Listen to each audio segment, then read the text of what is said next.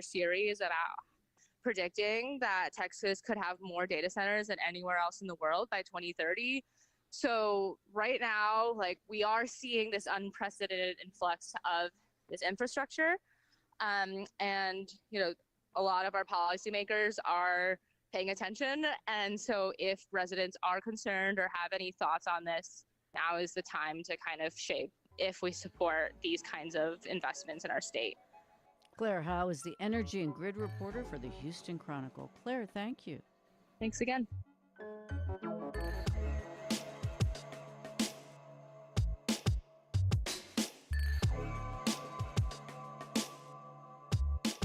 It's been just over a week since an Afghan asylum seeker who aided U.S. forces during the war in Afghanistan died in ICE custody in Dallas.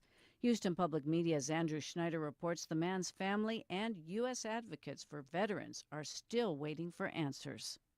Mohammad Nazir Paktiawal served alongside U.S. Army Special Forces in Paktika Province, one of the most dangerous in Afghanistan, starting in 2005. He and his family were evacuated when Kabul fell to the Taliban in 2021. It was not easy for everyone to get on that plane. Nazir's brother, Nasir Paktiawal, came to the U.S. 7 years earlier. You would have to have a badge from your job, certificates, recommendation letters, where you worked before with the U.S. government. Nazir and his family initially were resettled in Dallas and moved to nearby Richardson, Texas, about a year ago. He was leaving home to take 4 of his 6 children to school on Friday, March 13th, when 2 unmarked black SUVs pulled up. Again, his brother, Nasir Paktiawal. Around 8 or 9 people with no badges or any sign on the vehicles or any stickers that says the police or law enforcement, nothing, just masked men surrounded him and told him that you are going with us. And his kids were screaming for help. The agents took him away. Nasir says his brother called him later that day from ICE custody.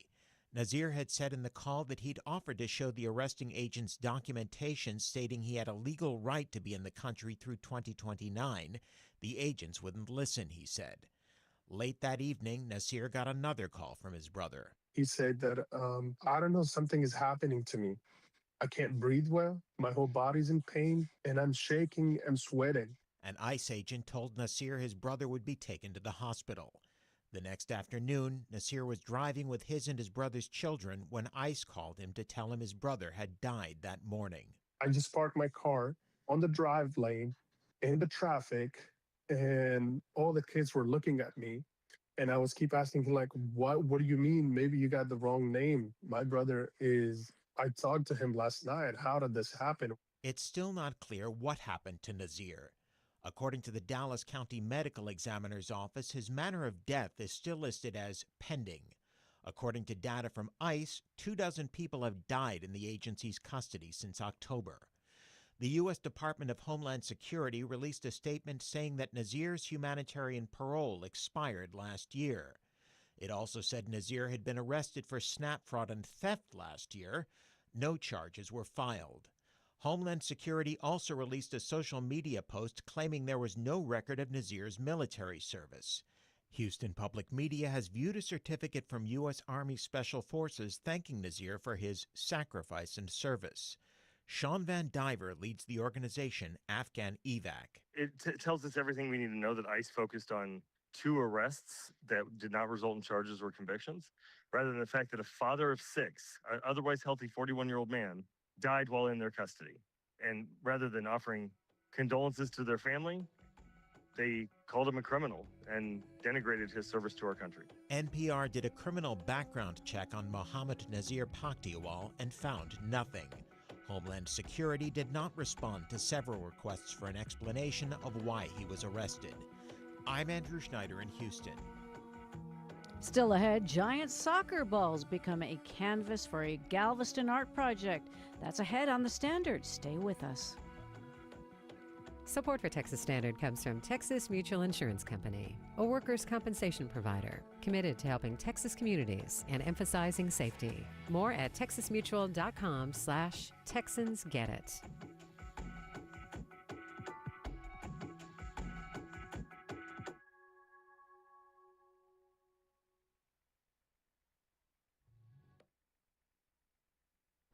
Hello, welcome to KTEP during our pledge drive week. How are you doing, Paul? I am doing great. You're just listening to the Texas Standard, as Arely said, with our news director, Angela Cocherga. That happens every Tuesday live from El Paso, and we're able to do that because of your support of this public radio station. You can call right now, 915-747-6789, or you can also text us. And Arely, I haven't forgotten, which is your favorite radio station? KTEP. But the one that you visited around the country. In Think about Missouri. it. Our text, Missouri? Why? Missouri, their Ozark NPR affiliated station is very nice, and they are actually connected to their PBS station as well. We've lost Louis, but we're going to find him for the next break. Once again, 915-747-6789. Texas Standard. I'm Angela Cocherga. Federal border officials said Monday that Big Bend Ranch State Park in West Texas may be spared from physical border walls. The news comes after the first briefing from federal authorities for local officials on border wall plans in the Big Bend area. Marfa Public Radio's Mary Cantrell has the latest. The U.S. Border Patrol says there are, quote, currently no plans for border wall construction within Big Bend Ranch State Park. Presidio County Commissioner Deirdre Heisler says the news that public land within Big Bend Ranch State Park may no longer be included in border wall plans was first relayed to her directly by Big Bend Sector Chief Patrol Agent Lloyd Easterling. Chief Easterling made it clear that this is a fluid process and that things can change quickly. During that statement, he said it's very important that if we have our opposition, that we make that known to, number one, the governor of Texas, but also our state reps and our senators, as well as our federal senators and reps. Border walls are still being planned for other parts of the Big Bend region, including a stretch from the town of Ruidoso to the town of Redford. I'm Mary Cantrell in Marfa.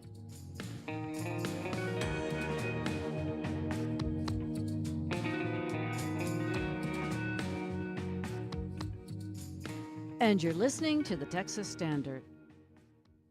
On Friday, the leader of one of the fastest growing counties in Texas was found guilty of 2 charges related to money laundering. K.P. George is the county judge of Fort Bend County, which sits just southeast of Houston. Joining us now to tell us more is Ken Fountain, who's been covering the trial as editor-in-chief of the Fort Bend Star. Ken, welcome to the Texas Standard. Thank you. I appreciate the invitation. Well, these charges stemmed from Judge George transferring money between his political campaign and personal bank accounts. Give us some more details about what exactly happened.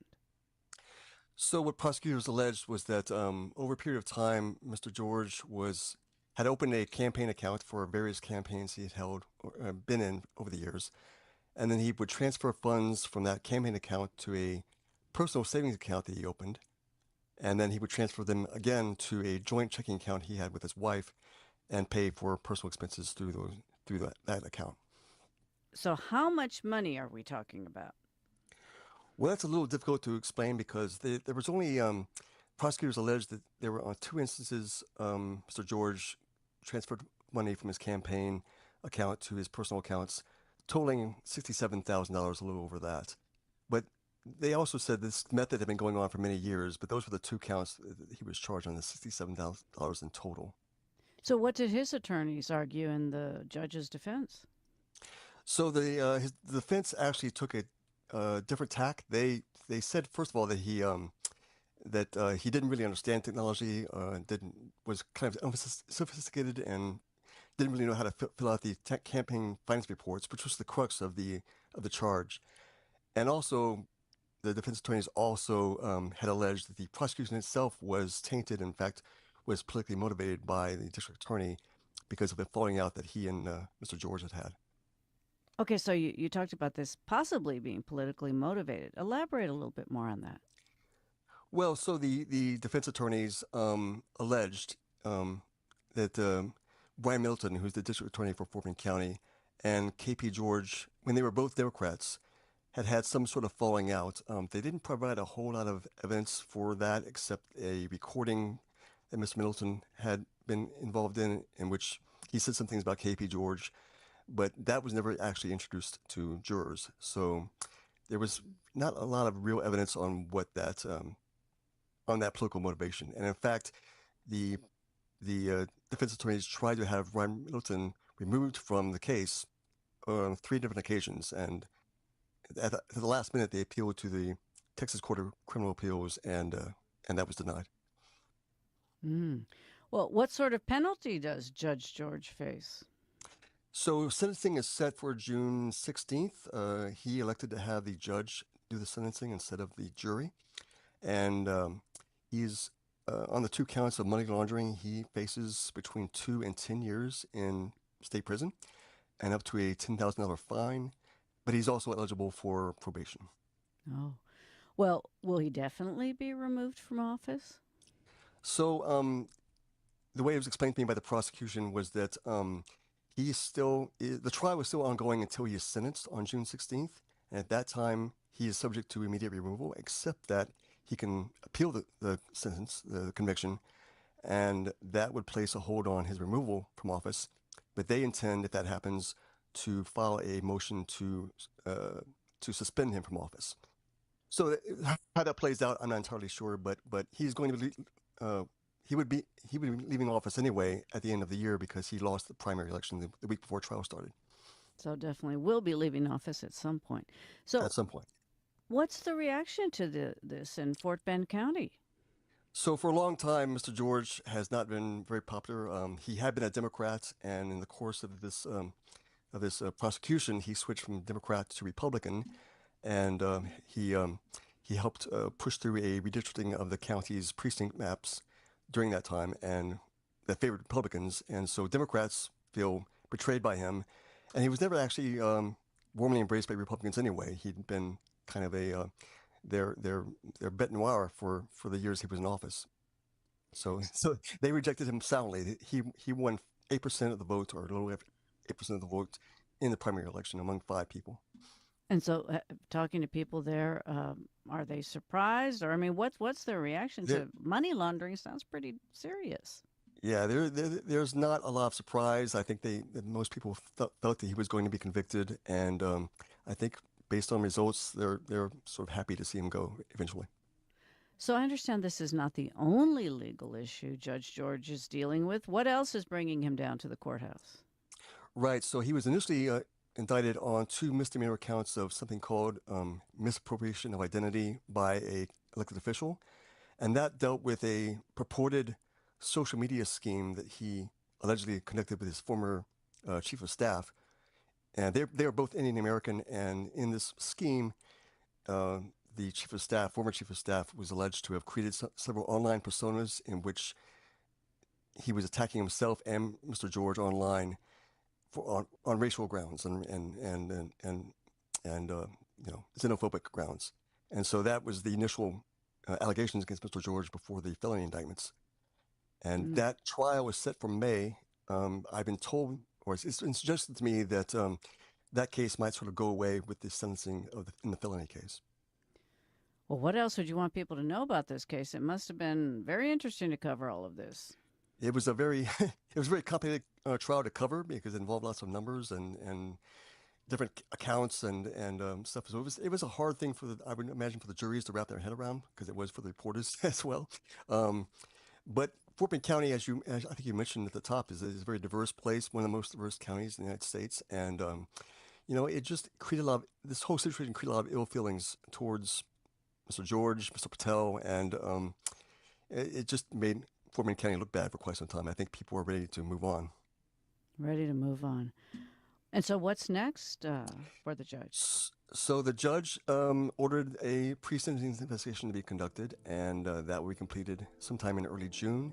And then on June 16th, he will have his formal sentencing in court. We've been speaking to Ken Fountain, editor-in-chief of the Fort Bend Star, and we'll have a link to more of his coverage over at texasstandard.org. Ken, thank you so much for joining us. Thank you. I enjoyed doing it.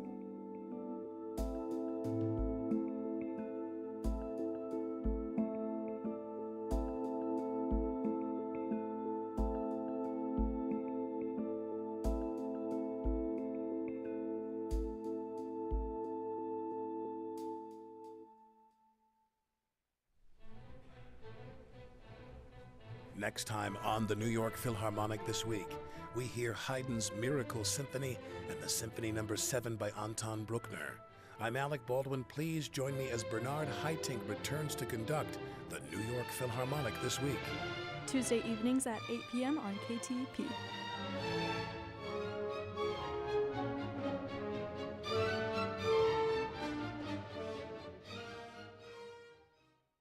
From the food we eat to what we watch, culture is everywhere, influencing our lives while reflecting our politics and economics. The role of the artist is to make the revolution irresistible. These spaces are where culture happens. I am Netta Ulaby, and I report on arts, entertainment, and cultural trends for NPR. Invest in coverage that informs and illuminates by giving to this station today.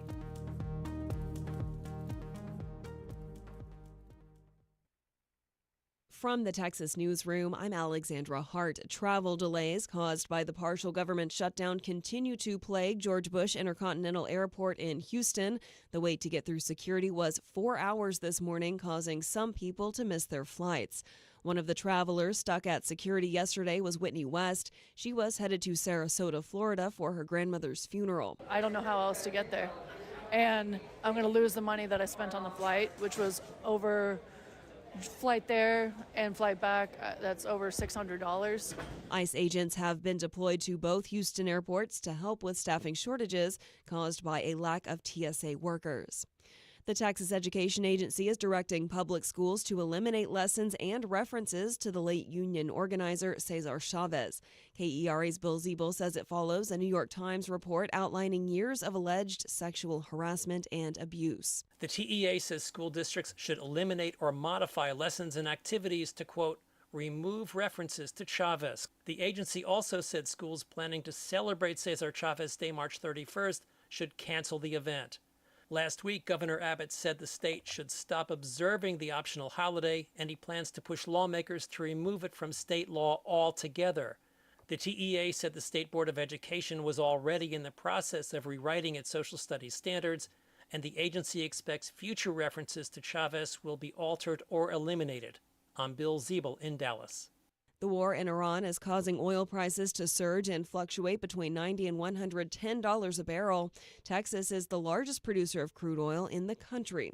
Lee Novikov is president of the Schertz-based oil exploration and production company Tidal Petroleum.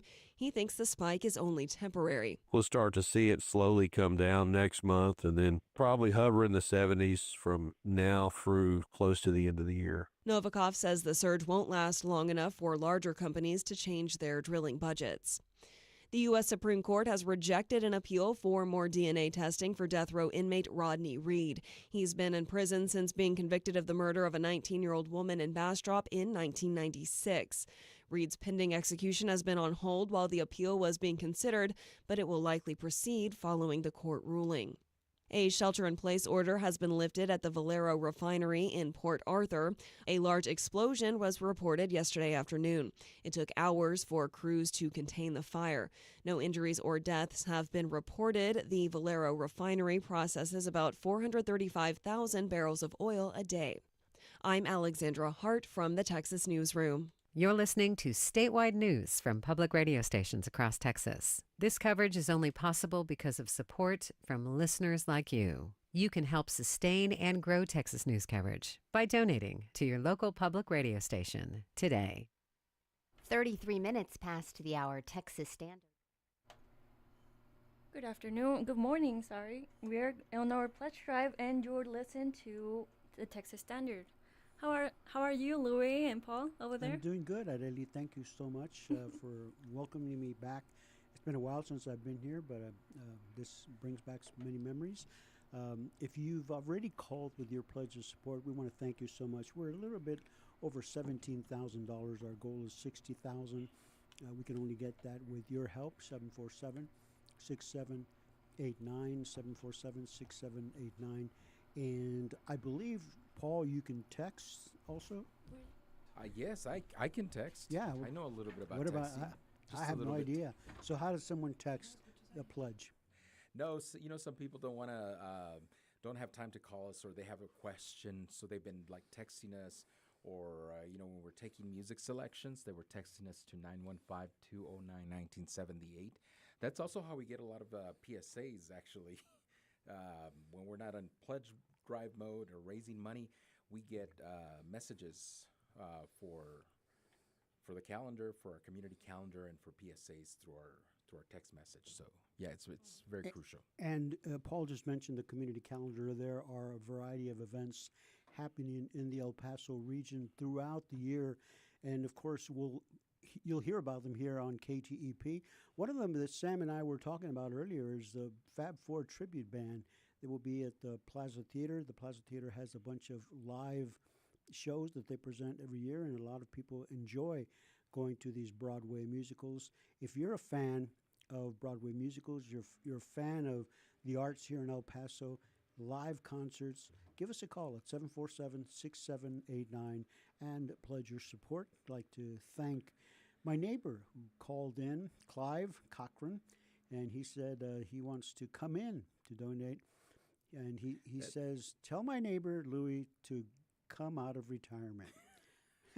You've got some fans. You've got some fans thank and you, some Clive. neighbors. Thank you. He should come by on Friday. We're going to have an open house on Friday, so anybody can drop by on Friday. Is there a dress code? I'll have to check on that. I think there is. I think you need to dress kind of Beatles style. Okay, I'll be glad to do that. But yeah. And then you had another neighbor call you, right? Oh, yes, Margaret Hickerson. And she will call back. And thank you, Margaret and Clive, for your pledge of support. And I want to say thank you to all of you who have called in to pledge your support, and especially the sustaining members. Sustaining members, you call, give us your information, we take it all down, and then you become a sustaining member. That means you don't call us, we don't call you. Everything stays the same unless there's a change in your donation, a change of address. That's the only reason you would need to get a hold of us. 747-6789. 915-747-6789. Man, those Broadway shows have really gained in popularity They here sure in El Paso. have. I've been asked out by my wife on a couple of dates to the Broadway musicals, and I mean the crowds are incredible. Yeah, they're very popular here in El Paso. But you were talking about the arts. We try to support the arts and do as many arts interviews. We try and promote as much. Many art events on our community calendar. Ava, one of the persons that works on our community calendar, she's right back there waiting for your call at 915-747-6789. And of course, Charlize also works on the calendar, and she's waiting for your call. Pledge your support today and give us a call. Louis, it's been so fun having you here today. Thank you. I appreciate you inviting me. And we have two other students, Martin and Olivia. They do everything. They do, yeah. They do a little bit of everything, yes. Thank you, Olivia. Thank you, Martin. Thank you, Ava, Areli, and Charlize. Thank you so much. And, of course, thank you to Sam Casiano for this morning, Maria Rubio, General Manager, and, of course, Paul Castro, who's in charge of just about everything.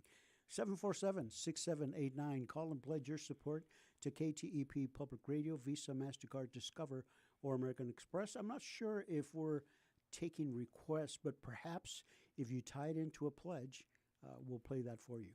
747-6789. If there's a tune that you'd like to hear, tie it into a pledge, and we'll look for that. That's right, because Sam's coming up.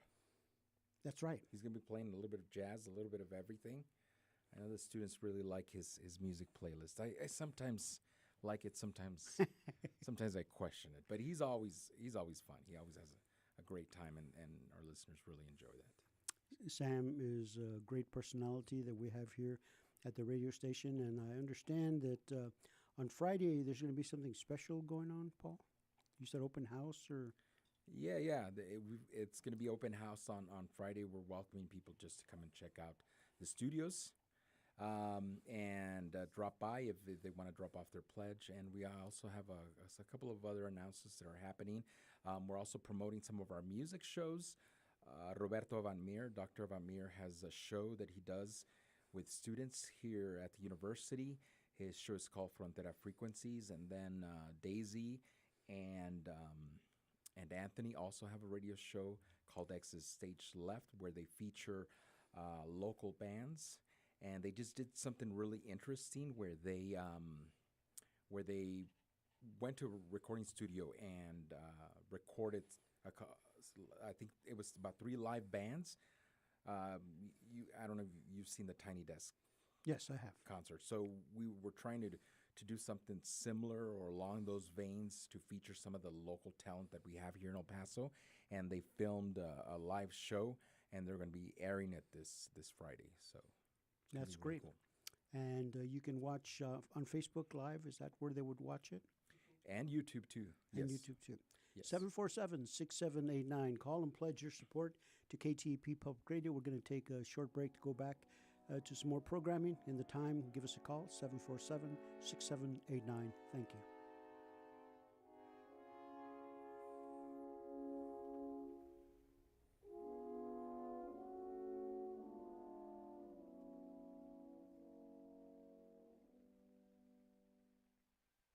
It's the Texas Standard. I'm Laura Rice. With FIFA World Cup games headed to Houston this summer, nearby Galveston Island is getting in on the fun.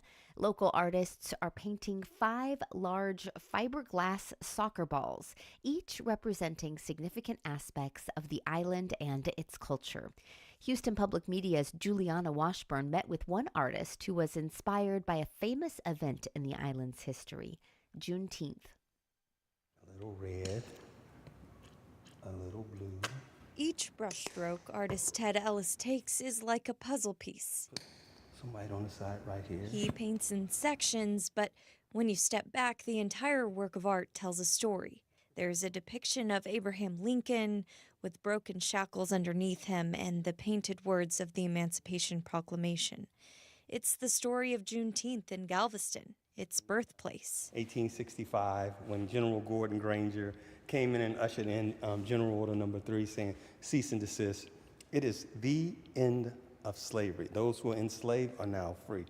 And what I wanted to do in this space was to communicate that on this beautiful soccer ball. Ellis was asked to paint a fiberglass soccer ball. It's big, about 4 times the size of a standard soccer ball. It's one of 5 balls received by Visit Galveston as part of its partnership with the 2026 FIFA World Cup to promote the island as a destination for World Cup visitors. About 500,000 people could come to Houston for the matches the city's hosting in June. Galveston agreed to pay $600,000 from its hotel occupancy tax funds to be a promotional partner for the tournament. The Galveston soccer balls are all being painted to represent the island in some form or fashion. One is Mardi Gras themed, and another represents the island's maritime history.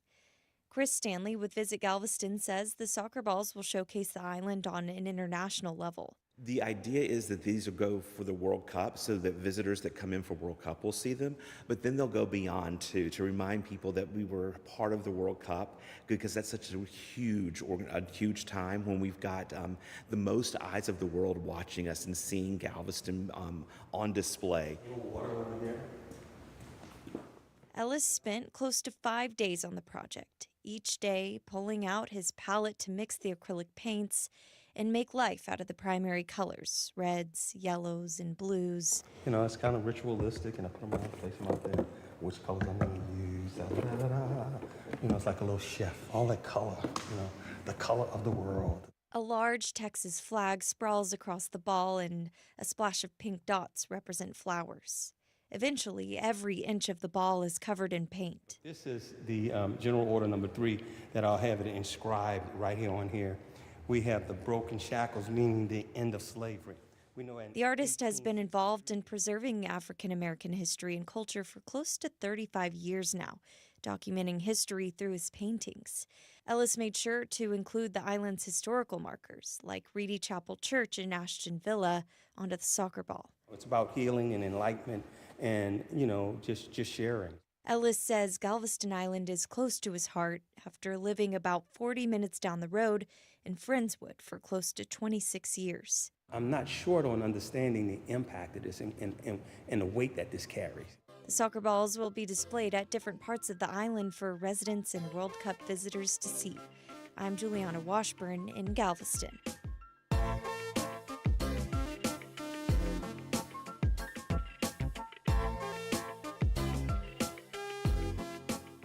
The Negro Motorist Green Book helped segregation-era black travelers safely navigate cities, including San Antonio. Now, San Antonio's African American Community Archive and Museum, or SACAM, offers a bus tour based on the city's Green Book. Most of the stops along the way are found on the city's east side. TPR's Ivana Bass Caldera climbed aboard. I don't know if you know, but this is the 90th anniversary of the Green Book. As the bus turns onto East Houston Street downtown, guests' eyes are drawn to the long line at La Panaderia. Soon your attention shifts to a red neon sign that reads Cress, surrounded by windows turned into art installations with colorful patterned portraits representing African descendants in San Antonio. Docent Maya Jarman tells the 31 guests the significance of the building. March 16th of 1960, right here at the Crest Lunch Counter, history was made when it became the first of 8 San Antonio department stores to desegregate. Now, SACAM is transforming it into the 3rd largest African American museum in the nation. Whenever we get other guests that are like, yeah, no, I remember the Crest building, I remember the department store and the lunch counters. And when we get the people who remember not being able to sit there saying, oh my gosh, SACAM owns that now? Oh my gosh, you guys are going to restore the lunch counters? That's the most special part to me. We are now in the city's east side on East Commerce Street. The next site is a building with a large-scale mural inhabited by indigenous designs, landscapes, and a map of the east side. If you see this building right here to the left with the murals right here. Docent Mackenzie Wilson explains the building once belonged to Hattie Briscoe, San Antonio's only black female attorney for nearly 30 years. In 1956, she broke barriers by graduating as the first black student from St. Mary's University School of Law. Yet, when no firm would hire her because of her race and gender, she created her own path. She opened a private law practice right here at 1416 East Commerce Street. Jarman shares that the building is currently being renovated and, in a way, keeping Briscoe's legacy of justice alive. So what's fun about this building, what's really special is on the front there you saw it was called Centro por la Justicia, the Center for Justice. It's still advocating for justice. It's owned by a nonprofit organization known as the Southwest Workers Union.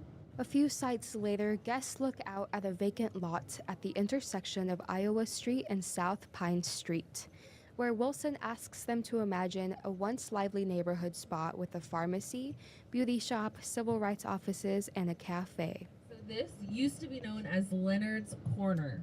So it once stood W.H. Leonard's Pharmacy, a trusted stop for the neighborhood and one of the businesses listed in the Green Book between 1950 and 1955. SACAM's education specialist, Pisha Mabry, says she hopes seeing Leonard's empty plot encourages people to question why historic landmarks in black neighborhoods are not being preserved. That was a place where it was a hub for civil rights movement, especially in the 60s and the 70s. Some of the civil rights offices in Leonard's Corner included the human rights group known as the Black Panthers and SNCC, or the Student Nonviolent Coordinating Committee. So it's like you seeing this corner that's no longer there, but you're realizing like the generations of what it offered to that community. That thought ties into one of the tour's goals, where SACAM's Chief Administrative Officer Jeff May asks attendees to appreciate Black history not just in February, but all year. Our hope is that this trip will spark some learning 365, right? Because we're brilliant, we're excellent, we're beautiful all year round, right? SACAM has one of the only Green Book bus tours in the nation. They hope to create workshops that help other cities develop their own tours to encourage the preservation of historic sites. I'm Ivana Vaz Caldera in San Antonio.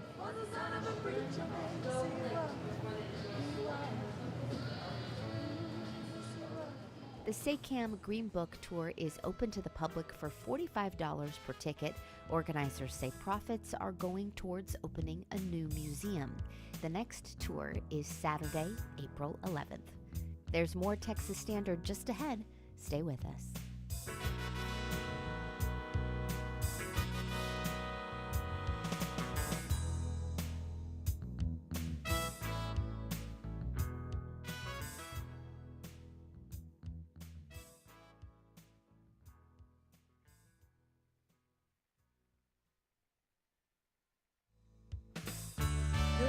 morning. You're listening to KTEP 88.5 FM. This is our pledge drive week. So, why don't you find it in your heart to support our public media? I am a student. This is my 4th year working at the KTEP radio station, and I cannot tell you enough about the importance of public media in our lives. And I just recently came from a competition where my persuasive speak was about NPR and how much I love KTEP. So please support your favorite station, 88.5 FM, and support its students. They're very hardworking, and we are very happy to be here. We love our community, El Paso, Juárez, and also Las Cruces. And yeah, support public media, apoya tus medios públicos en 88.5 FM. This is KTEP. We're at 63 degrees. Here's the Texas Standard. I'm David Brown. At least once each term, the Texas Supreme Court chooses a case of special regional interest to hear in a public forum somewhere other than their usual courtroom in Austin. This year, they chose UT Rio Grande Valley's Edinburgh campus back in early March. The issue of interest? Well, let's put it this way. It was interesting enough to fill a 1,000-seat performance hall. Here to tell us more, Joe Papalardo, who covered this story for Texas Monthly. Joe, welcome to the Texas Standard. Thank you so much for having me. Tell us more about these two cases which were of special regional interest. This had to do with SpaceX, right? Yeah, the one that caught my eye and caught the editor's eye was a lawsuit that involves the access to beaches, which is now constitutionally protected in the state of Texas. This lawsuit is trying to make that sacrosanct by saying that the legislature changed the Constitution again to say that they could allow beach closures to allow for space flight, which was a direct nod to SpaceX. At the time, they were shopping around different ideas for a spaceport in Georgia and in Colorado, different places where they could develop their giant rockets. Now, that eventually did end up in South Texas, largely because they were able to close this beach where they wanted to set up their spaceport. So it's all foundational to the operation of SpaceX and what the state of Texas did to enable that spaceflight company to move here. And now it has gone to the Supreme Court saying that move was unconstitutional. So let me make sure I've got this right. There's this Open Beaches Amendment to the Texas Constitution. And what the plaintiffs here are saying is that this means that Texans have unrestricted Gulf access as a matter of the Constitution, a constitutional right in essence. But state and county officials are hoping for a looser interpretation by the court, right? Yes, the phrase that caught my attention was the police power. And that just doesn't mean the police department. That means zoning laws and fire code restrictions and local laws that allow or disallow certain things. And how far does that police power go when it comes to economic development, fostering the economy, making sure that the beaches can be used to that greater good or that public good, the public good of economic growth? That was a direct argument made during this case. From a conceptual standpoint, legally, it did turn out to be interesting enough that the justices might actually write on this, and they wanted to hear the arguments made and have a chance to deliberate on it rather than just sort of writing it off, throwing it out, and not hearing it at all. Let's talk a little bit more about what's at stake here, because this particular beach that's at the center of this lawsuit, even though it's the focus, this could have implications all up and down that coastline. You think about all of the development that's been happening in recent years. But this particular area is surrounded by a national wildlife refuge, state parkland. This is an area that has, at least traditionally and historically, been used by families in South Texas for many years before SpaceX began launching rockets there, right? It definitely, depending on who you ask, was a hidden gem or an underused and forgotten little patch of coastline. It is absolutely part, next to the wildlife refuge, and sea turtles and lots of birds use it. It's part of the migratory path of a lot of birds. It is a sensitive area, and to see rockets blasting off up and down, because they land them there too, and oftentimes they blow them up intentionally out in the Gulf. You see these things, and then there's the accidents that, have thrown debris into those protected areas. Right. So these images have made this sort of the front line of a lot of environmental activism in the whole state. The issue of public access extends well beyond the beach, but if they can't shut that beach down, they can't launch from there. And well, no, let me stop you there, and I want to get some clarification. When SpaceX isn't launching rockets, can people access the beach?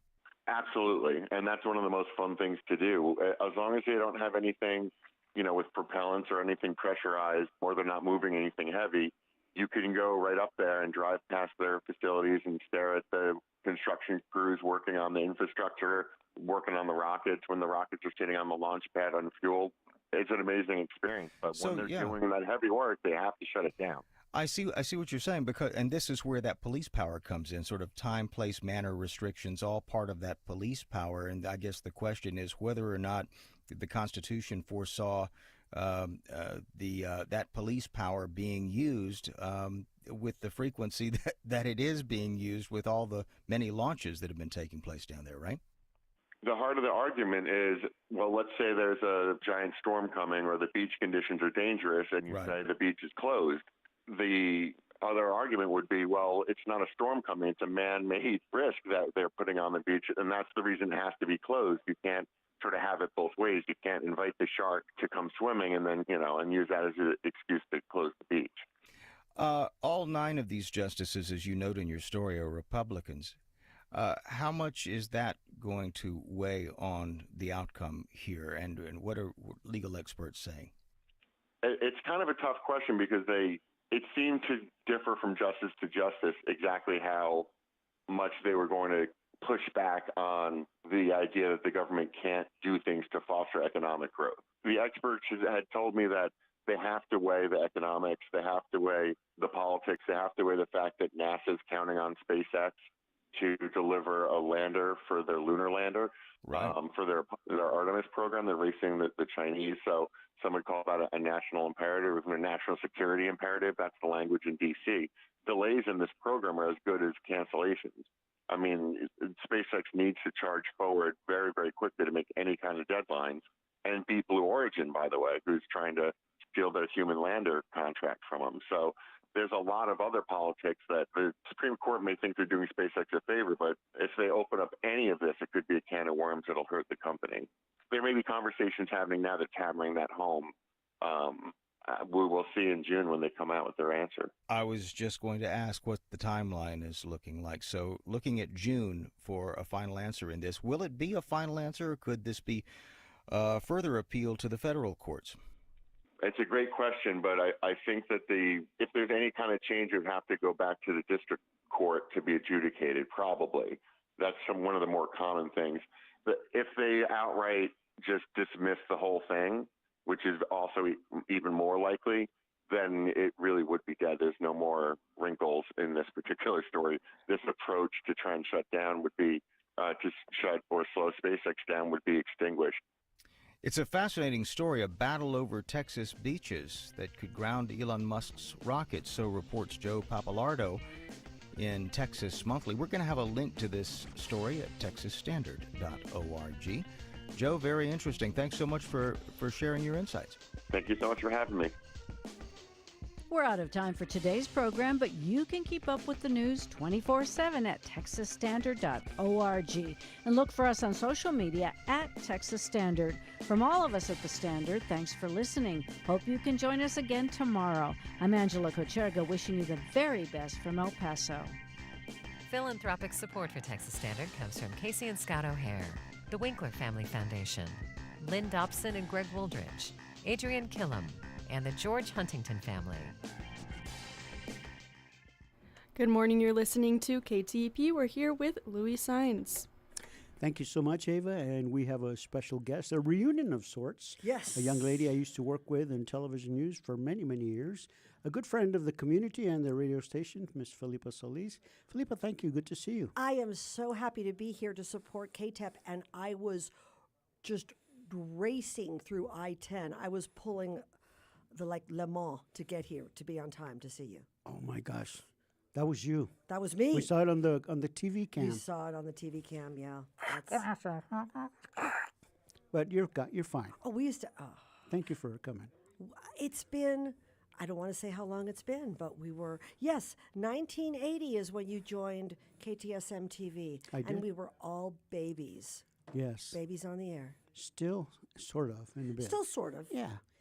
Sure. But broadcasting has changed so much, and I remember when we did the news journalism back then, you presented both sides. Now it's kind of like, which side do you want to watch?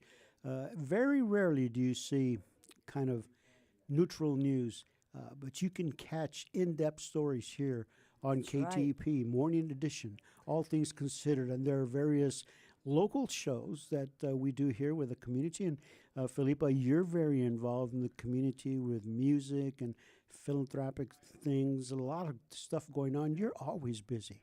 I am, and I guess that's what keeps us going, and that's one thing that we love, that even with El Paso Pro Musica, that the incredible team here at KTEP, right here on the campus of UT El Paso, opens their hearts, opens their doors, and here we are ready to present musical programs, to make sure that music is accessible to all, but to make sure that information is accessible to all. And that's the key to KTEP, and that's why this pledge drive is so very important.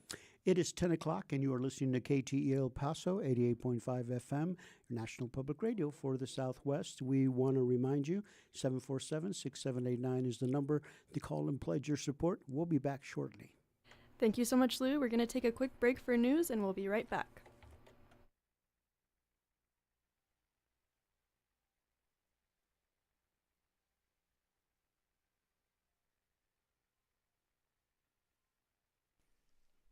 Live from NPR News, I'm Lakshmi Singh. Hundreds of federal immigration officers are deployed to more than a dozen airports across the U.S., including in Atlanta. Amanda Andrews of Georgia Public Broadcasting reports President Trump says he sent in ICE agents to help alleviate the long lines at security checkpoints while TSA agents experienced severe staffing shortages during the partial government shutdown. Atlanta travelers are being advised to arrive 4 hours ahead of their flights at Hartsfield-Jackson International Airport. Lines have been stretching into the parking lot as TSA officers continue to work without pay. George Borick is a TSA union leader. He says ICE can't do what security screening agents do. They're not trained to our level. They don't know what we do on a day-to-day basis.